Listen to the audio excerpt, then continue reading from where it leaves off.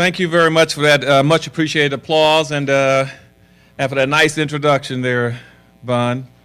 Again, let me express my appreciation for being invited back to Philadelphia, the city of brotherly love, and you all have demonstrated that extremely well this morning. I felt very humbled by the fact I've gotten so much attention and so much love from all of you. And I did not know I would have such a warm welcome coming back to Philadelphia. And so y'all got to invite me back again, okay? I also like to express my appreciation for the board and the chairman for, I guess, fighting to get my kind of a personality to be a speaker for you, because I know normally people are a little more cautious about having someone that's fighting and strictly and solely for black folk in this country. They don't like that. They like to get people who want to smooth things over and put lotion on problems and put Band-Aids on cancer. So I appreciate you all asking me to come be your speaker.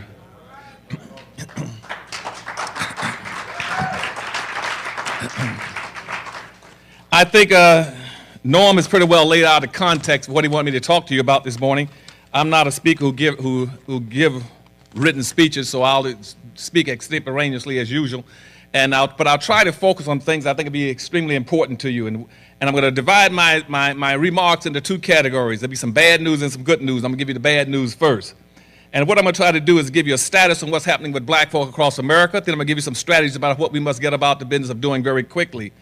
And but in setting that speech outline, let me also compliment you for your topic. You do have a very timely topic, and more importantly, that it's not only timely, but if you don't get about the business of urgently carrying it out, you're not going to make it in the society as market or developers very much longer. And I'm going to talk about that and the impact of immigration coming in this, and the immigration that's now going on across this country. We got major problems coming. So as I go into my remarks this morning, let me lay the context by saying this to you.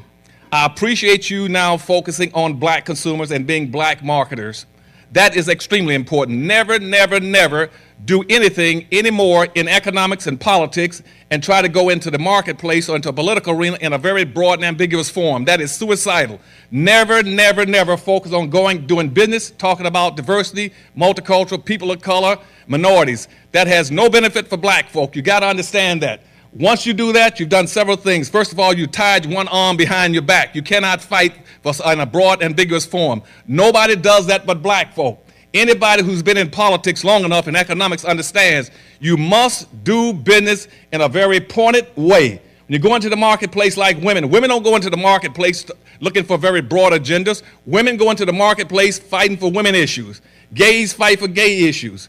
Hispanics fight for Hispanic issues. Asians fight for Asian issues. Only black folk have been hung up on this business about going into the marketplace fighting for diversity, multicultural, minorities, poor folk, and people of color. It won't work any longer. I want to set that context for you. And I appreciate the fact that you've now focused on black issues and black marketers and the black community and black consumers. That you ought to be congratulated on. Now, let's talk about the status. We've got to understand also that black people in America are in a world of trouble. Contrary to what anybody tells you, I don't care whether it comes out of a black mouth or a white mouth, anybody in America that tells you that you're progressing is lying to you. Black folk in proportional comparative terms are regressing. You have not moved one iota from where you were in 1860 on the eve of the Civil War. You're still on the bottom of the ladder. You're still outside and underneath the economic structure in this country. And that's why you look at all the indicators, social discomfort indicators, you find out there is no progress for black folk. I don't care whether society goes up and has a boom or goes down and has a depression. Black folks stay constant. You're always outside and underneath the structure. And that's why now with these upcoming problems in this society, when whites catch colds in this country, you're going to catch pneumonia. And you got to understand it is coming. Terrible, hard times are coming, and black folk are going to share a disproportionate burden of the difficulties that are coming because we're not prepared to deal with it. And that's what I'm going to be focusing on this morning. You got to understand as marketers what your problems are in this society. Now let's deal with the black community. I told you a few seconds ago that we are not progressing. Let's take some of the indicators. If I were to go back to 1860 on the eve of the Civil War, when you only had 287,000 black folk who were free, out of almost 5 million black folk that were enslaved, only 287,000 were free.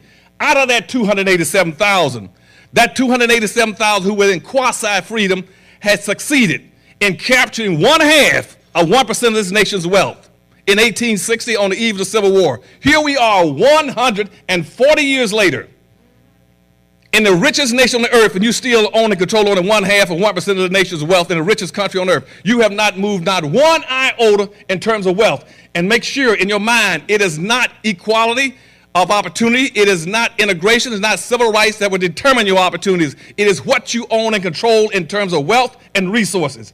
Civil rights and integration gets you nothing. Use what you own and control to be a competitive group in our society. And that's why we are not progressing in wealth.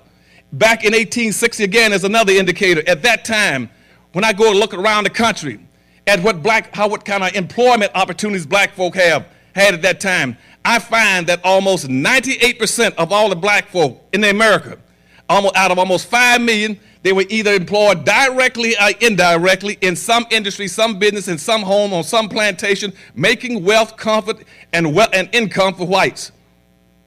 Less than 1% of the blacks in the country were working in something producing wealth, income, and comfort for themselves. I look across the country right now, and today, 140 years later, almost 68 to 70% of all the black people in America that got an education are working in some level of government, either the federal, state, county, city government, or school teaching. And out of the another 26 to 28% are working in some white corporations, in white communities. Only 2% of all the black folk in America are working in their own communities for their own people, producing comfort and products for their own people. You have not moved one iota in 140 years in terms of employment. Our people still do not understand that you cannot enrich yourself working a job. A job is not designed to enrich you. A job is designed to maintain you, to keep you 1 week away from welfare, unemployment, and the food stamp lines. If you want to get rich and you must move into a business and business ownership. Business will transfer and redistribute wealth 6 to 8 times faster than working a job. The only way you're going to get rich working a job is if you're good at stealing. It ain't going to make it otherwise. And so our people now are still hung up on going out looking for jobs to enrich others, to provide comfort for others. And that's what the slave codes were based on in 1865, when they defined what black folk would be in 1665 with the slave codes. It says, we found a group of people that we now use as slaves that came out of the doctrine of exclusion in 1638 in the state of Maryland. It says that black folk in this country shall be an excluded, subordinated, non-compensated, non-competitive group for the personal comfort and wealth building of the white society. Let me give it to you again so you understand this as we get into our discussion today. The slave codes of 1665 says that black people shall be an excluded, subordinated, non-compensated, non-competitive labor group for the personal comfort and wealth building of the white society. That was set up in 1665, over 300 years ago. Now we still got black folk running around taking comfort in finding jobs rather than trying to find out how to get into business and redistribute wealth and resources back to themselves, their family, and their own race. After 300 years, we have not changed. If I were to go back to 1860 on the Civil War again, look at another indicator. And I go across the country, right at the eve of the Civil War, I would look at cities like Savannah, Atlanta, Pittsburgh, Philadelphia, New York, Baltimore, and Washington, D.C., and look at the prison rolls. At that time, as I said, only 287,000 black folk were free. Out of over 5 million black folk, almost 5 million, only 287,000 were free. But I look at the prisons in those cities, the prison system in Savannah, Atlanta, again, Norfolk, Washington, D.C., and all the major cities in the United States, I found out that black folk made up over 50-some% of all the prisoners in the United States, even though only 287,000 blacks were free. And here I am 140 years later, and black folks still thinking you're progress. And I look at the prison system around the United States, and over 51% of all the prisoners are blacks. 96% of the prisoners that are black are black men. You are not progressing because you're not playing the game to win. Nobody wants to focus on the problems that are peculiar to black folk to put them in a position to empower themselves, to become self-sufficient and competitive as quickly as possible to survive.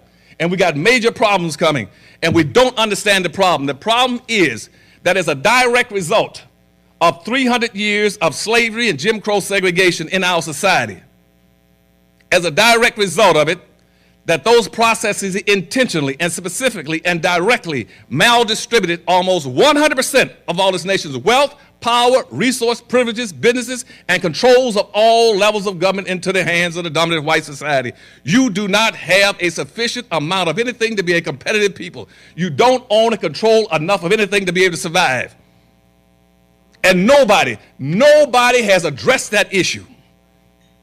We came out of the civil rights movement instead of addressing the issue and doing these major examinations and research studies in the United States. Says, let's go back in the test and find out what has happened to black folk. What happened to black folk in all those years as a direct result of slavery and Jim Crow segregation? How badly were they hurt, crippled, and injured? Economically, educationally, politically, ego-wise. Nobody did it. What they did was say, well, let's pretend that nothing happened to black folk. It didn't hurt them. And all they need now is just equal opportunity. All they need is a chance. All they need is a hand up rather than a hand out. That's all BS. You don't own and control enough to be a competitive group. Because when slavery maldistributed all the resources in the hands of one group, that group has now frozen all those resources inside their culture, their community, their schools, their neighborhoods, their institutions, and everything else. 87% of all this nation's wealth now is locked and boxed. Locked and boxed. You cannot get it. It is passed on from one generation to next at birth. That means that the typical white child at birth gets 87% of what he needs to survive and compete in the society. He gets 87% of what he needs. All he needs to get two other things to be successful in our society. All he needs to get a scheme in his head and persevere. And he will run into what he needs over and over and over and over again because it's in his community, in his school, in his church, in his institutions, in his family, in his culture, in his race. He can walk down the street and hit it over and over and over and over again. So you have people like Ted Turner going bankrupt, becoming a millionaire, going bankrupt, becoming a millionaire. Donald Trump going bankrupt, becoming a millionaire. You can't make it like that as a black person. If a black person becomes rich and go bankrupt, he'll never do it twice. Because you see, there's nothing in your community, in your culture.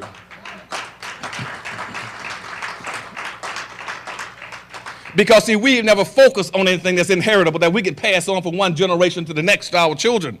We have spent 50 years now since the civil rights movement focusing on things that are non-inheritable. You cannot inherit food stamps and welfare. You cannot inherit drug abuse programs. You cannot inherit a job.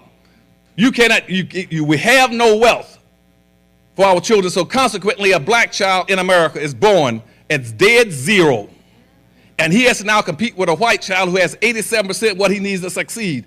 And I hear people saying, well, the black children, y'all just not doing it right. That's why our white kids are out achieving. No, it's because he got everything he needs. You don't have anything. That's why he's out achieving you. That's why you go drive around this city, any other city, and look at all the big skyscrapers, the big tall buildings. You go across America, and if you find 5 blacks in the United States that own a building with more than 3 stories, you're lucky. You don't own and control anything. Where are your airplanes and ships and boats? Where are your industries? You don't manufacture anything. All you're doing is consuming. We are 100% consumers and 0 producers in the most capitalistic society on earth. And we have failed to understand because of our marketing people have not told us the truth.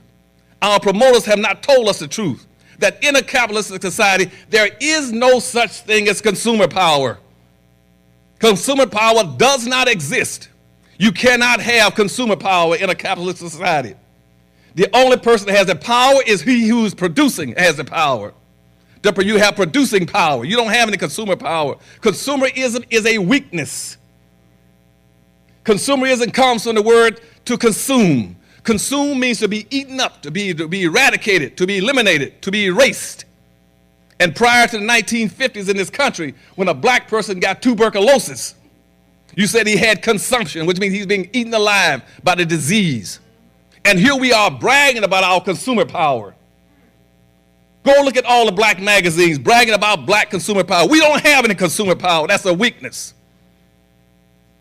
We should be talking, that's like going into a black neighborhood and having a crack addict bragging about how much crack he consumes, that he's got crack power.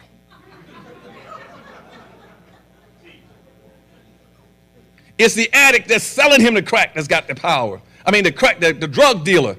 It's the drug dealer who's producing the drugs that's selling it to him. He's the one that has the power. But we never seem to can get it right. And so we live in a society where we don't understand what the game we're playing in, and we're losing. We don't understand the game because we haven't been taught the game. We don't even understand something simple like racism.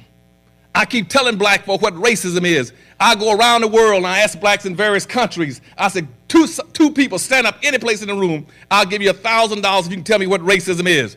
I've never ever had one that knew what racism was.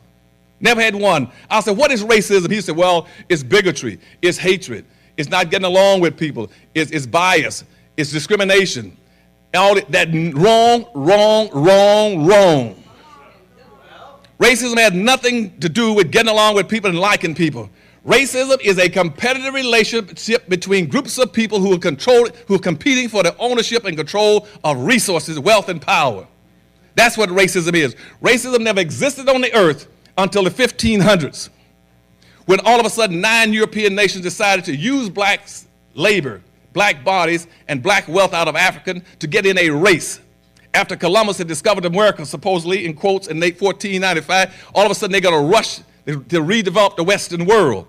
So all these countries were in a race, a contest, competing to see who can develop North America, Central America, and Latin America. It was a race. It was a race, and everybody was in the race but black folk. Black folk never participated in the race. You were the prize, the boot, the loot that they used to empower themselves. See, they were buying blacks in Africa on a typical for $15 to $20 a piece.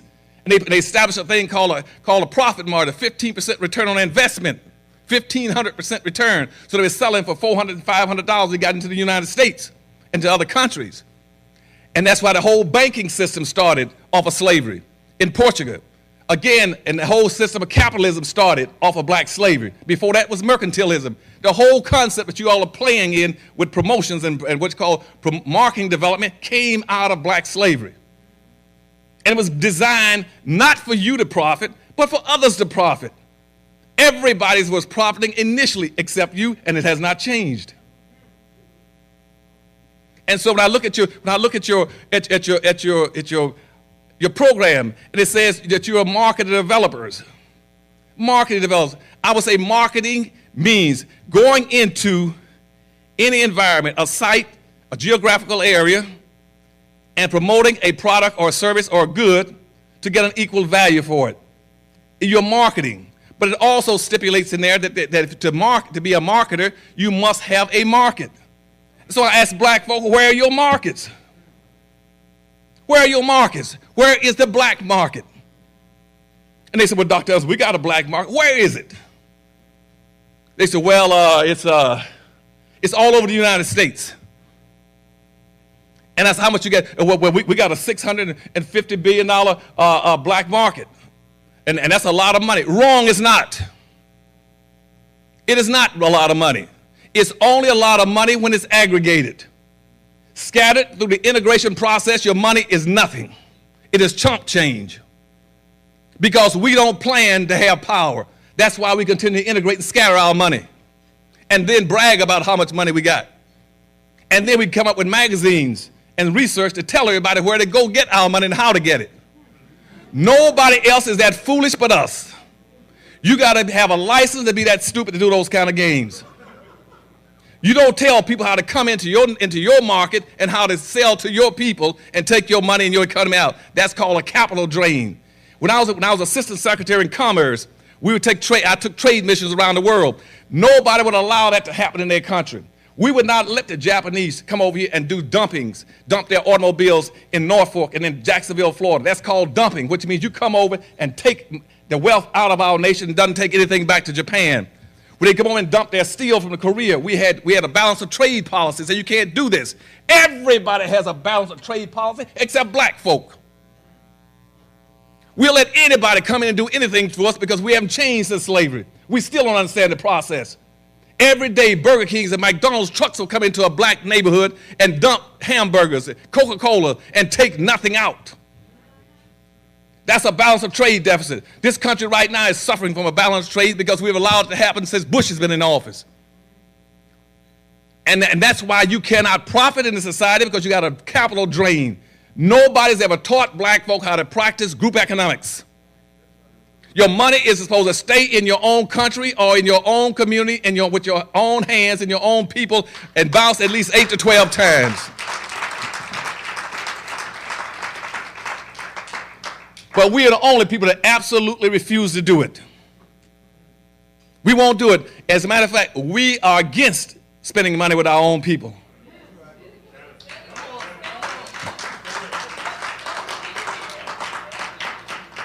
And we're in that condition because meritorious manumission taught us in 1710.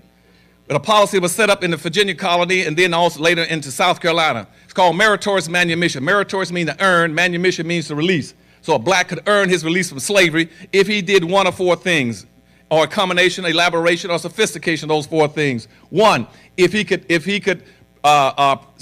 prove to whites that he could see things through the eyes of a white person. And he'd prove it by one, saving a white person's life. Two, saving a white person's property. Three, inventing something or improving the profits that he get from picking cotton and corn or tobacco. Or four, if he would squeal on and tell on any other black person who was trying to escape from slavery. That was called meritorious manumission. We still got blacks in America that's working hard and diligently to get meritorious manumission. They're working hard to make sure that they protect a white person's property. I don't care, and they protect it by any time you come out with an affirmative action program. I have the dubious honor of being the person that wrote that first affirmative action plan for the state of Florida in 1971 that went all over the country, a comprehensive plan. I didn't write the plan for minorities, poor folk, Asians, Hispanics, Arabs, midgets, humpbacks, lesbians. I wrote it for black folk. But immediately the whole frame of reference is the way you keep black folk down is always dilute and water something and make pretend it's for everybody. And that way anything for everybody is for nobody. And so they took that minority program, the affirmative action program, made it a minority program. And said, now I want the affirmative action program to die for that reason. In 1999, I go down to Texas, and the program was written for black folk. I look at the amount of money in state contracts in Texas that year, and white women got 78%. And nobody in our black leadership, in our black overclass, and the black civil rights movement ever said, hold a second, how are you going to put white women into a minority, into an affirmative action program set up for black folk when she was right along with the white man? She co-owned, co-controlled, co-influenced, co-herited, and everything that the white slave owner had, she had it too. She sat in the same house, under the same table, slept in the same bed and raised his kids. How is she entitled to be competitive with black men or black people in the society? But our black leadership didn't say anything.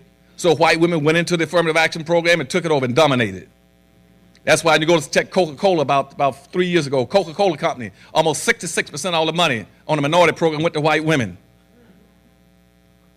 And in Texas, white women got 78%, and Hispanics got 21%, and blacks got 0.9%. Because again, we don't know how to play the game. We keep buying into these myths about people, about these very broad, ambiguous groupings. And all of that stuff started immediately after the Civil War. See, the Civil War, what they never tell you, and when I'm coming to a point on this with immigration, that in 1865, the first civil rights law was written strictly and solely for black folk to reverse the Dred Scott decision, which says black people don't have any rights that anybody's bound to respect. So they wrote the Civil Rights Law of 1865 strictly and solely for black people. And Andrew Johnson vetoed it, and they came right back, a few liberal whites, and they wrote the 1866 Civil Rights Law. Again, said it's strictly for black folk. And the Civil Rights Law had nothing in the world to do what you talk about today about civil rights. That Civil Rights Law was written for three things, and Congressman Benjamin Hatch and Charles Sumner and Thaddeus Stevens, and what they said is this, that there's only two things that the black person could ever be in America. You're either going to be slaves or you're going to be free. But you will always be a slave in America unless the black person receives minimally 40 acres, a mule, and $100. And you never got it Because and so that tells you where you are now. Nothing has changed for you. And so in 1868, they passed the 14th Amendment. It says, well, at least if you're not going to give black folks something, you need to protect black folks' rights. And the law then said it is mandated upon all levels of government to use all necessary means to lift the badges and incidents of slavery off the shoulders of black folk. Nobody has done it. That is a law. And at that time, the civil rights law said if you don't do it and you're in government, you go straight to jail, white or black. Nobody has carried out those civil rights laws to the present time that were written for black folk. The 14th Amendment says that black folk must be treated in a manner similar to the way whites are treated under equal circumstances, similar circumstances. And in 1873, some whites from New Orleans went and filed a lawsuit to use the 14th Amendment in the slaughterhouse case about the meat packers out in New Orleans. And in 1873, the United States Supreme Court came back and says whites cannot use those civil rights laws and cannot use the 14th Amendment because it was written strictly and solely to protect the rights and the freedoms of black people, people of African descent in America. When they said that in 1873, immediately the whole country exploded. And then the executive branch of the government, the judiciary with the courts, and the Congress got together and says, we got to end this right now. Because if black folk get smart and started using the civil rights laws and started using the 14th Amendment and started looking out strictly for themselves, they can be self-sufficient and competitive as a people. And they say what we got to do now is to broaden and to whiten those laws and pretend those laws were written for everybody. And if they're written for everybody, then black folk can't use them. See, that's how Barkey came up in 1968 and used the 14th Amendment. And the medical school exams say that there was a reverse discrimination against him. That's why you see all these reverse discrimination court suits all over the country, because black folk now have walked away from their rights.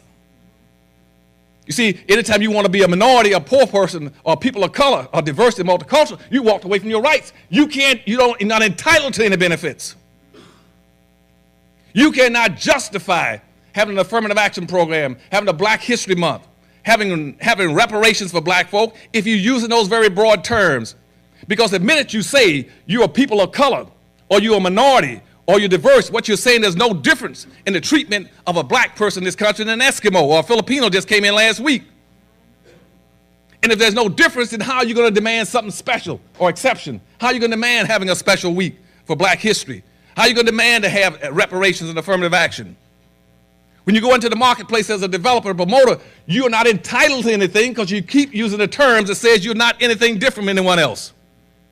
If your company is talking about diversity and multicultural and the minorities, you cannot justify going into the black community and looking for black consumers or having black dollars specifically set aside for black folk.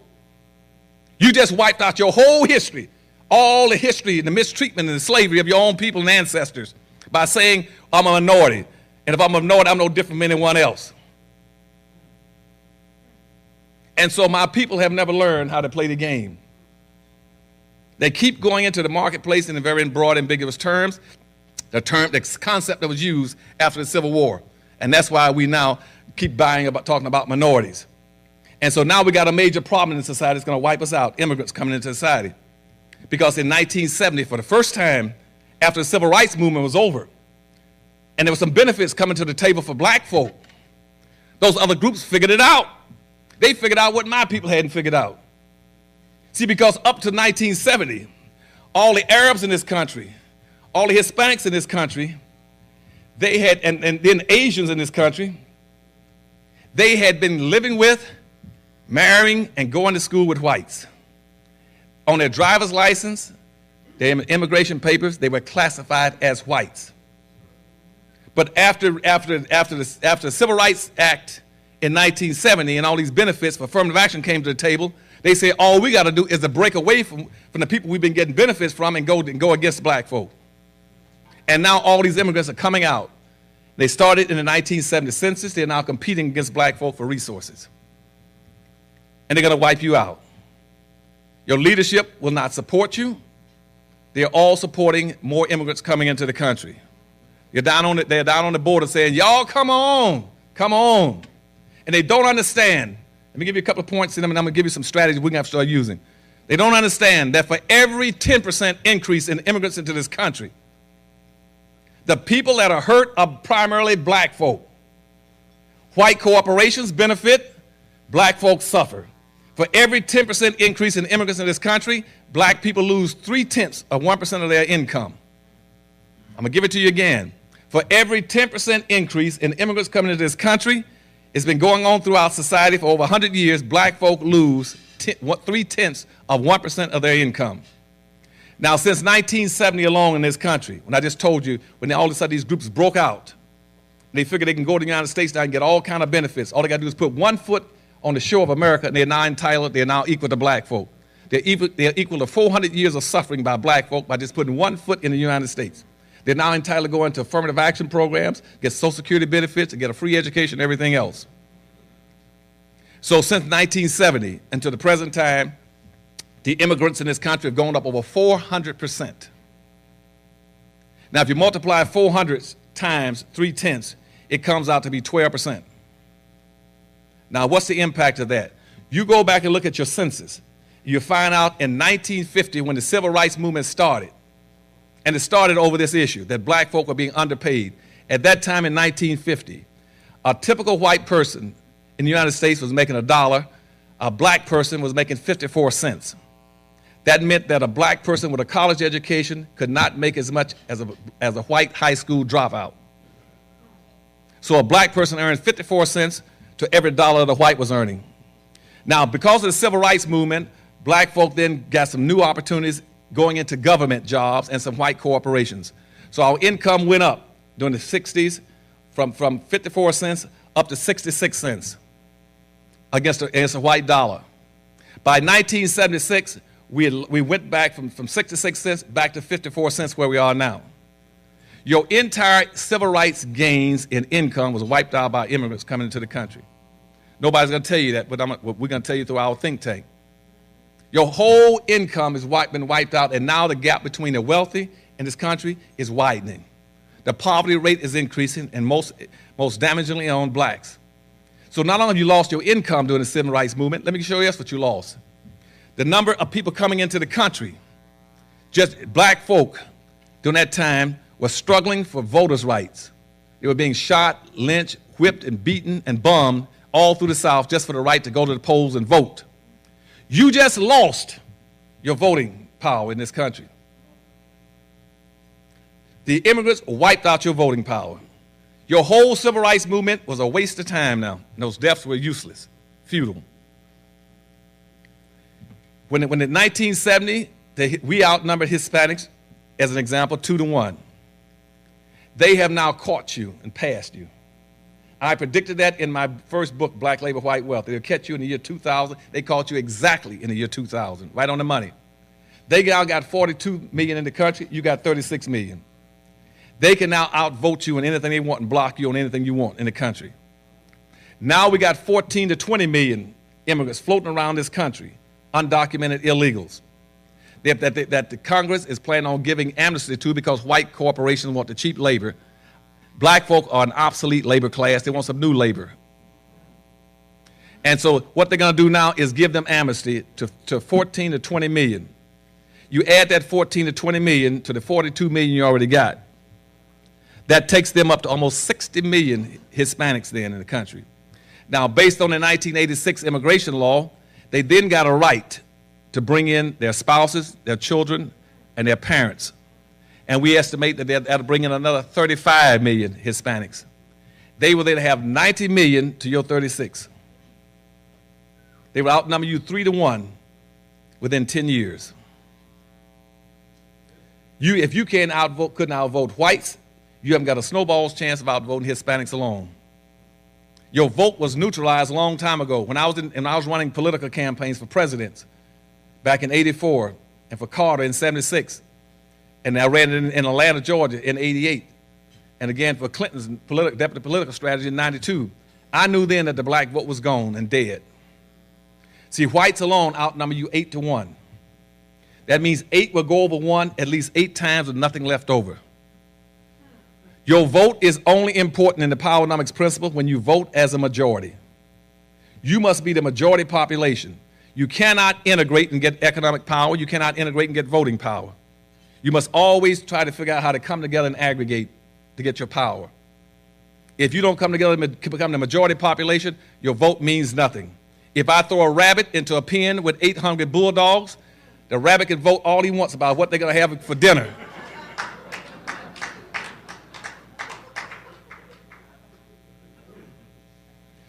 And now, so that's why I tell black folk, we now have to learn how to use powernomics principles. Now, how does that relate to your marketing? Here's the problem. You're now competing with these other groups that are coming to the country. They're doing what you're not doing. They're coming in here to build communities. We do not have not one single black community in America. We do not have one defined black market in America. If you don't have a defined black market in America, it makes it very difficult for you to compete against those groups. See, those groups, and not only do you find across America, when they come into this country, they'll build a Japantown, a Chinatown, a little Korea, a little Saigon, a little Cambodia. You go across America and find little Havanas, little Hialeahs, little Italy. You find Greek town, Pole towns, Chinatowns, but you never find a black town. And so if you're working for a white corporation, how are you going to serve the white corporation? What are you going to do? Go out. You're going to go out and try to find black folk and sell them products that weren't even produced by you, that are produced by other people. So what you got to do then is try to figure out how to, most of you got to figure out how to get out of some of those jobs and quit being job seekers and be job producers, point one. You got to learn how to produce jobs. You produce those jobs by going out and at this point in time to save yourselves and survive, you got to go out and start rebuilding communities. You cannot get power and wealth unless you have communities. Everybody in America have communities except us. We do not have one single solitary black community in America. All we got are black neighborhoods. A black neighborhood is like a bucket with a hole in it. It won't hold anything. You can pour water in all you want to. A community, to be a community, must have three elements in it to have a community. You must have a wholly independent economic structure with people in there who are producing goods, services, and jobs and business opportunities for their own people. Two, you must have a code of conduct that teaches you how to support and buy from those people who you live with and look like you. And three, you must have some governance or some organization that will speak for you in politics. We don't have any of that. Every organization we got speaks for everybody. You go out and look at the book, you'll find Asian organizations, Jewish organizations, Korean organizations, Chinese organizations, but you won't find any black organizations. You'll find the Urban League. What's that? We don't know who that is. And then when you get the black organization, they won't fight for black rights. See, if I go out in the marketplace and women will come in, women will fight for women's rights. Gays fight for gay rights. Hispanic fight for Hispanic rights. Asians fight for Asian rights. Veterans fight for veteran rights. Senior citizens fight for senior citizen rights. You get the black folk, who they fight for? They fight for civil rights. And I ask, who is civil? Where does he live? And see, if even I want to send him somebody, I wouldn't even know where to send it.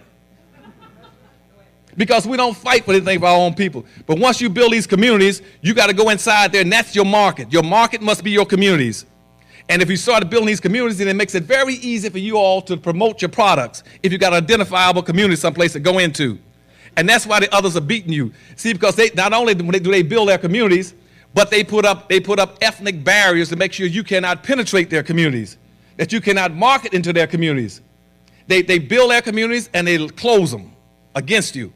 So a black person working for a white corporation trying to market a product, they're not going to let you in their communities. Right now, the Chinese have a culture code which says this. First of all, that we would never, ever hire a black person in one of our business under any circumstance. We'll never hire you. And two, we'll never buy products from you. And they'll tell you that straight up. We will not buy from you. And so in our organizations, what we do, we got a Taiwanese we send into the Chinese stores. Because he tells you straight up, no, our people, the Chinese will pretend they can't speak English when you go in to deal with them. And when you go into Chinatown, they mark their communities. And they put up in these barriers, make them competitive. All of them live together, except us. We are scattered. If you're scattered, you have no market. Nobody's going to drive all over town trying to find where your store is. So right now, Detroit, when I get into the good news now, in Detroit, Michigan, we're trying to rebuild our first big national community in America. In the city of Detroit,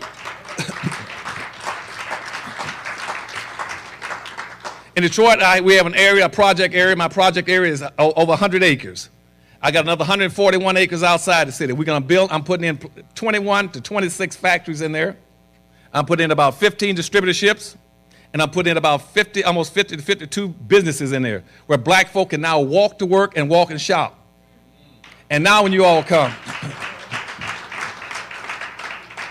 and now you marketers can come, because you got your own community to come to sell your products. So when your corporations say, well, I don't know where your consumers are, where the black consumers are, where they are, you say, yes, I know where they are. We got one area in Detroit. We're going to build them in other cities. Just like you got an Asian town or Chinatown. And see, when you build these communities, you put up barriers too. Like in Chicago, where is Deborah?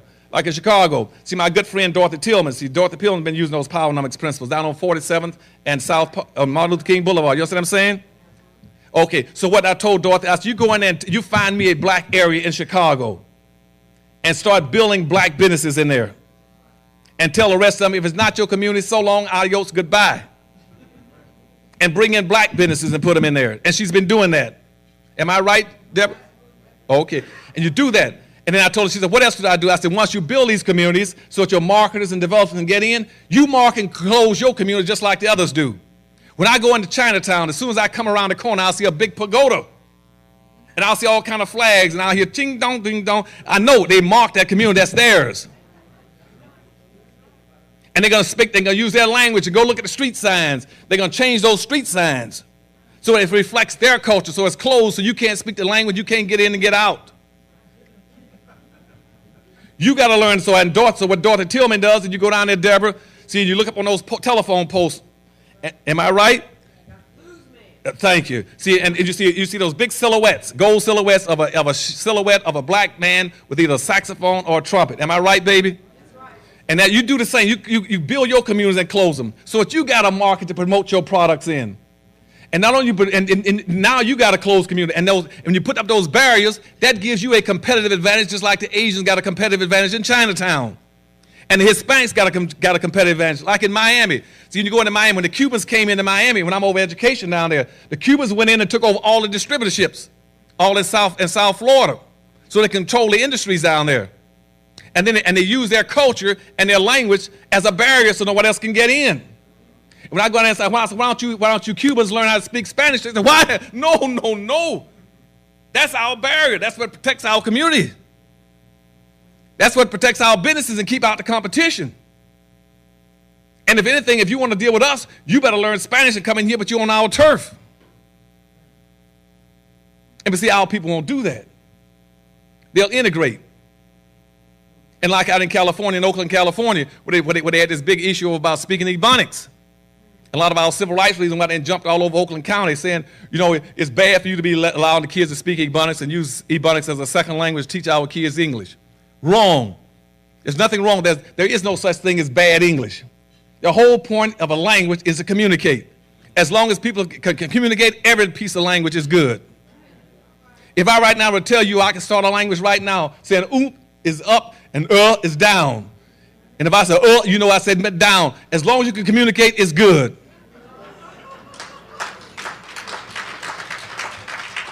They jump all over our black kids about, well, they got to speak perfect English, non-standard, they got to spend standard network English. They don't have to. They only have to speak standard network English when you don't have a community. And now your black children are forced to leave your community, go to somebody else's community to get a living and earn a life. If they stayed in their own community, they wouldn't have to speak. They could get along with speaking what people they call flat English, broke English, non-standard Negro dialect. It doesn't make any difference. You have never run into a black person yet that couldn't understand what another black person was saying.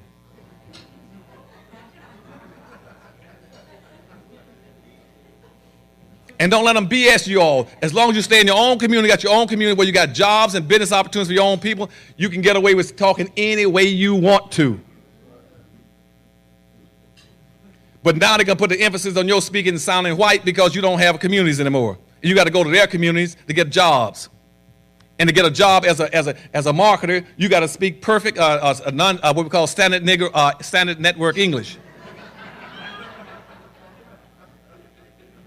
So you got to learn how. So in other words, all those things are used as barriers to either keep you in the market or keep you out of their markets. And most of the white communities are not going to let you in there as a promoter because they got their communities locked and boxed. Everybody's community is locked in boxes except ours. We don't have communities. You can come and go anytime you want to do anything you want in the black community. But in Detroit, Michigan, we're going to build our own communities. We're going to build our own factories. We're going to produce all kinds of products, services, and goods. And we're going to distribute them up the chain. And we're going to invite people like you all to come in and start pushing our products with our own people. We're going to ask black athletes across the country to promote our products. And we'll put up a leather factory that we got coming up in Haiti. We built a leather factory. We're going to ask the blacks in the United States in our cut and sew factories to come in and promote, and instead of selling Chinese or Asian leather, to sell good black leather in the United States. We're building a seafood factory in Detroit that's going to be one factory alone is 5 times the size of a football field. We'll be the biggest producers of seafood not only in America but in the world, right in the heart of the black community. And all of our businesses will be factories will be right in the heart of the black community. And all our distributorships right in the heart of the black community. They're all aggregated. So blacks can drive down there and park and do anything they want. They can walk and shop. So when people say, well, Dr. Hans, where can I find the best furniture in the United States? I say, you go to High Point, North Carolina, or Lexington, North Carolina. They said, good. And I said, now where can I go and find all the blacks who are producing products and services and goods where they're being marketed? I said, you go to Detroit, Michigan. That's where we're starting out. Where everything you want, you can go in Detroit and find any black person producing and manufacturing anything you'll find in Detroit in that community. And there'd be miles of it. And so that you all can then get in a better posture. But right now, you all are marketing with one arm behind your back. You're trying to figure out how to market in Hispanic, white, and Asian Arab communities that people don't want you in and not going to let you in. And you're serving somebody else's company and corporations that are simply tolerating you there if you can figure out a way to justify your existence.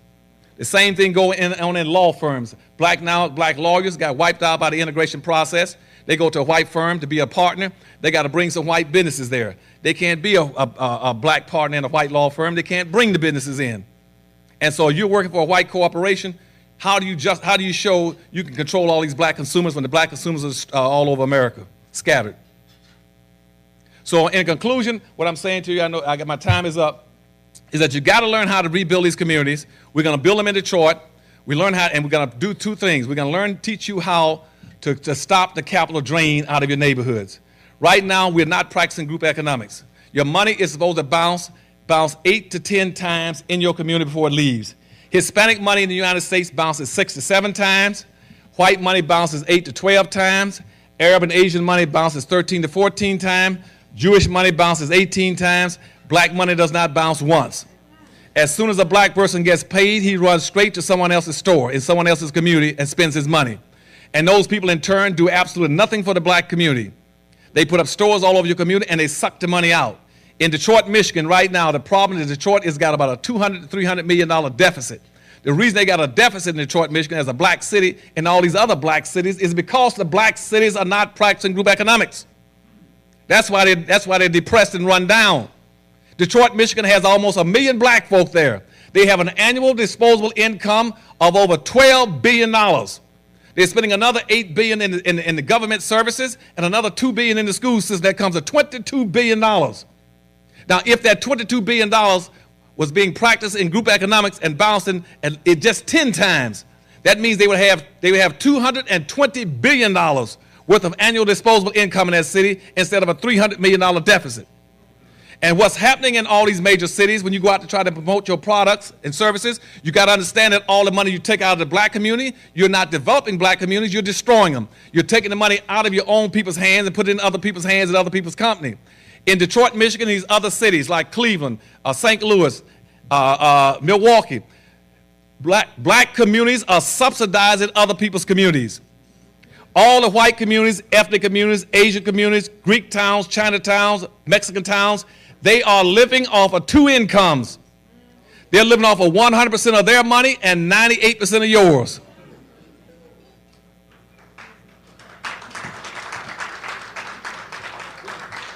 And also keep in mind that the other thing we got backwards is I want you to get out of is looking for jobs, produce jobs. We are the only people in the country that work for other people. 97 to 98% of all the white people in America only work for whites. Asians pretty much only work for Asians. Arabs only work for Asians. It's just the reverse, where 98% of all black people work for non-blacks. And they don't need your labor anymore and don't want your labor. So in Detroit, Michigan, y'all watch what we're going to be doing in Detroit. Come up and support us. Well, we're going to build these communities. We're building industries. We're going to be selling stock all over the country. When it goes on the stock exchange, you can buy the common stock and own parts of all the stuff we are building. We got about another 8 cities that are going to follow suit. They're going to do the same thing Detroit's doing, and we're going to build these big communities all over America to make it very easy for you people in marketing to come in there and market your products. You don't have to market necessarily white products, but you can market white products. We don't care. But you also have a chance to market black products. In our factory, we're going to have juice factories, drink factories. We got soda factories. We got bottled water factories. We got napkins and plastic eatingware factories. We got leather factories. We got black beauty aids and black hair care factories coming in. We got the seafood factory. We got black poultry distributors coming in. We got blacks coming in, bringing in made in Africa garments with clothes and sheets and pillowcases. We got 20 African companies going to be shipping in products from plantain, coffee, tea, and coconut oil and everything else. You'll be able to come in and get everything you want. And we're going to need you all in your expertise. You all got the experience. You got the skills. You got the consciousness. We're going to want you all to come join us and help market some of our good black products to all of America and to our people. Thank you.